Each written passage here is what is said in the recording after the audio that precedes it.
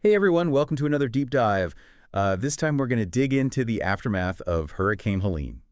Yeah, this one is really something else. It really is, and we've got some really fascinating sources to work today. We've got the Wikipedia article on Hurricane Helene, a press release from Governor Cooper, and even a first-hand account on YouTube. Those first-hand accounts always hit differently, don't they? They really do. Ah. So let's jump right into it. Wikipedia doesn't pull any punches right out of the gate. Category 4 hurricane, strongest one on record to hit Florida's Big Bend region. And that right there is significant. Yeah. The Big Bend area, it's not as developed as some of those other hurricane hotspots, and that means fewer resources, for prepping and then bouncing back after something this big hits. It's like the storm surge has nowhere to go but straight inland. Exactly. And the coastline there, it's really vulnerable to storm surge because of the shape of the coast and those shallow waters.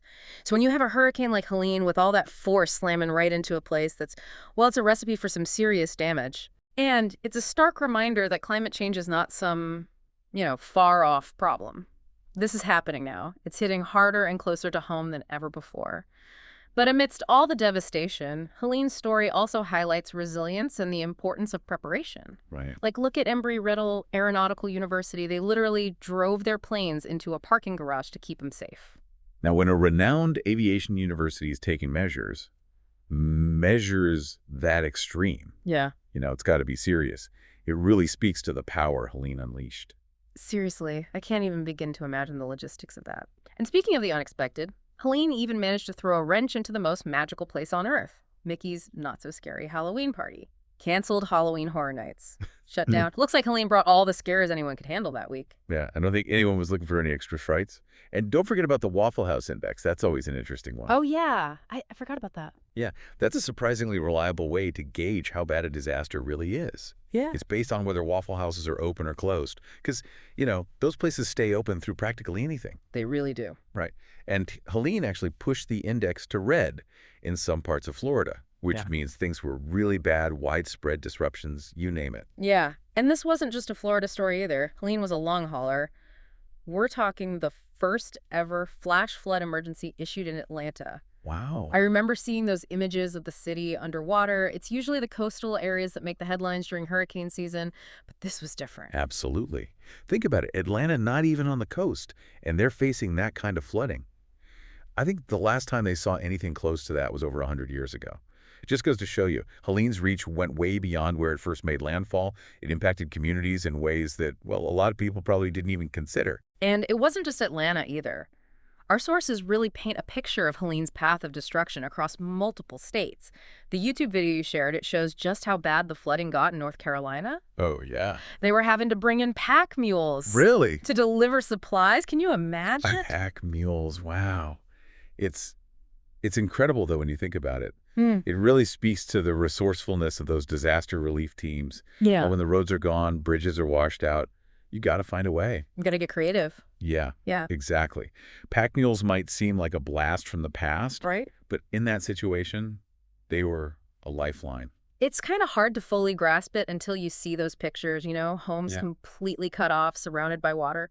And then in the middle of all this chaos, there's this incredible story about a Fox weather meteorologist, Bob Van Dillen. Oh, yeah, I think I saw that. He ends up rescuing a woman from her car. Her car's stuck in the floodwaters, live on the air. Wow. Talk about being in the right place at the right time. Serious. It really just it brings it all home. Behind all the statistics and the damage reports, these are real people facing these life or death situations. And that footage of Bob Van Dillen pulling that woman to safety, it's powerful stuff. It is. It really is. And we see these incredible acts of courage and compassion in the face of these disasters. But there are always challenges and controversies, too, especially when it comes to the recovery efforts. Our sources mention how Clemson University, they went ahead with their homecoming football game, Oh, yeah, I remember hearing about that. even though a lot of the surrounding area was still without power. Right. It's a tough one. It really sparked a debate about priorities. After a storm like that, is it right to go ahead with a big celebration like that when so many people are struggling? Or is it a way to bring people together, offer a sense of normalcy when they need it most? I don't know. There were definitely strong feelings on both sides. Yeah, it's a tough situation to navigate. There's no easy answer. And of course, with a disaster of this magnitude, there are always going to be political layers to unravel, too. Our sources talk about the back and forth regarding FEMA funding. Is there enough to go around? Is it being distributed fairly? That's always a point of contention, isn't it? After any major disaster. It seems like it. Yeah, you've got one side saying that FEMA's completely overwhelmed. They need more support, more resources if they're going to be able to respond effectively, especially with these storms becoming more frequent and more intense. And then you've got the other side concerned about, fiscal responsibility, questioning whether government aid is always the most efficient solution. It's complicated. No easy answers. No easy answers. Even No. Elon Musk and SpaceX got dragged into the conversation. Oh, is that right? Yeah, claims that they were being blocked from using Starlink to get those Starlink terminals out to the areas that lost internet access. Secretary Buttigieg stepped in and said, the FAA would never stand in the way of legitimate rescue efforts that SpaceX could help if they wanted to. It just highlights how tricky coordinating disaster response can be. You've got so many different groups, different priorities, all trying to... Trying to work together. Yeah. It's important to remember, though, in the midst of all the political back and forth and the logistical nightmares, there are these incredible stories of resilience and community coming out of these situations. Governor Cooper's press release, it really highlights that the influx of volunteers from all over the country, the National Guard stepping up to help with search and rescue, and even celebrities like Dolly Parton. Oh, yeah. Yeah, she donated $2 million to the relief effort. Wow, that's amazing. It is. It's really something. Disasters like this, they can bring out the best in people sometimes. Yeah. There was this one detail from the sources about a community in Shenandoah, North Carolina. Oh, yeah. What was that? Oh, yeah. It was about how everyone was pitching in, helping their neighbors clear out debris, cooking meals, just being there for each other, It's that human connection.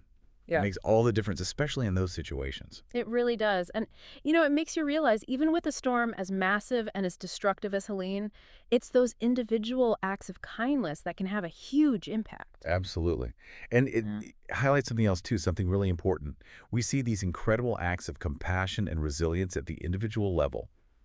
But Helene's impact, it reminds us just how connected we all are on a much larger scale. What do you mean? Well, the sources mentioned the damage to the poultry farms, Georgia and South Carolina. Oh, right. It impacted almost half of the U.S. chicken supply. Half. Wow, that's huge. It is. And it just goes to show you how these events, they can have these ripple effects. Yeah. You know what I mean? Yeah. When you have a major agricultural region hit that hard, the consequences they're felt way beyond just the immediate area. Prices go up, supplies go down, and it can take a long time to fully recover. It's not just about rebuilding homes and businesses then. Yeah. It's about entire systems. Right?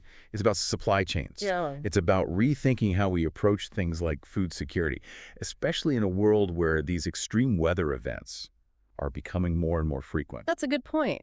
So where do we go from here? What can we take away from a deep dive like this one? What can we learn from Hurricane Helene? I think it brings us back to that question of preparedness.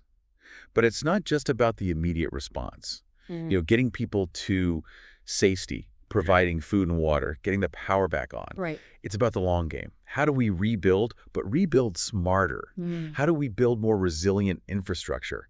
How do we make sure that the communities hit hardest by these storms have the support they need to recover?